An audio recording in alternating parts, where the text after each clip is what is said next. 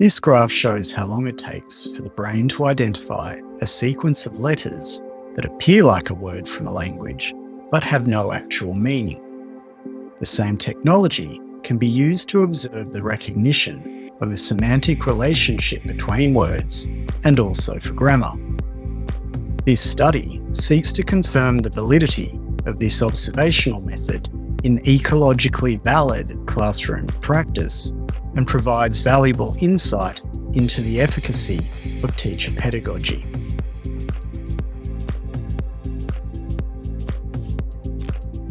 Nation's framework is considered to be the most comprehensive approach to the concept of word knowledge. In this framework, vocabulary knowledge encompasses form-related, meaning-related, and use-related aspects of word knowledge. Pseudo-words show a negative going brainwave observed between 300 to 500 milliseconds at central and parietal sites, indicative of meaning processing, when compared to well-known real words assumed to have an easily accessible and solid semantic representation. Unrelated word pairs present a more negative going deflection than related word pairs. This delayed latency has been explained as the signature of emerging meaning-related knowledge development, in that it reflects slower processing that will speed up with increasing proficiency.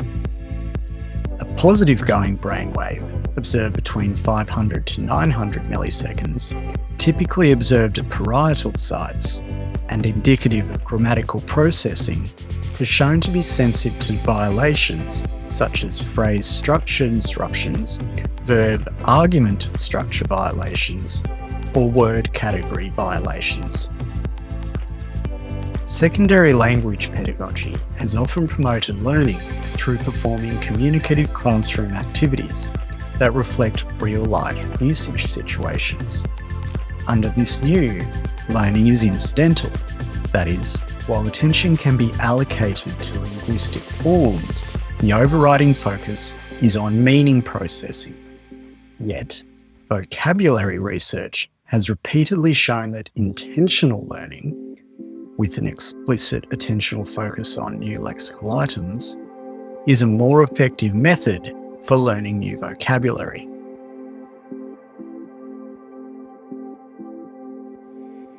The first aim of this study consisted of assessing whether and to what extent ERPs can pick up vocabulary learning that occurs during a short-term intervention in a realistic classroom setting. The second aim of this study was to investigate whether these three experimental paradigms could replicate findings established in previous studies. Since most previous studies were based on intentional learning and/or longitudinal designs, this study investigated whether the experimental tasks used in those studies could be replicated in a different research context. That is, through a short-term secondary language classroom intervention, study representative of incidental vocabulary learning gained through realistic secondary language classroom tasks.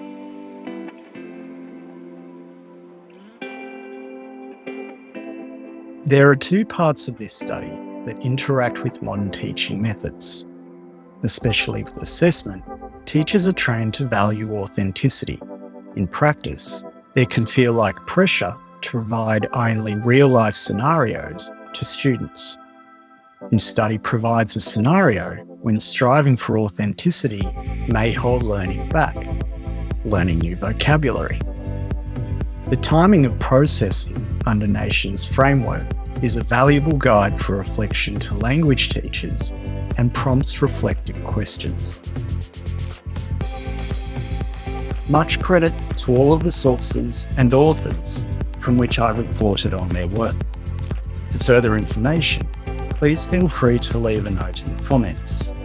If you found this video helpful or informative, please click the like button. If you want to see more videos on educational neuroscience, please subscribe. Thank you for watching.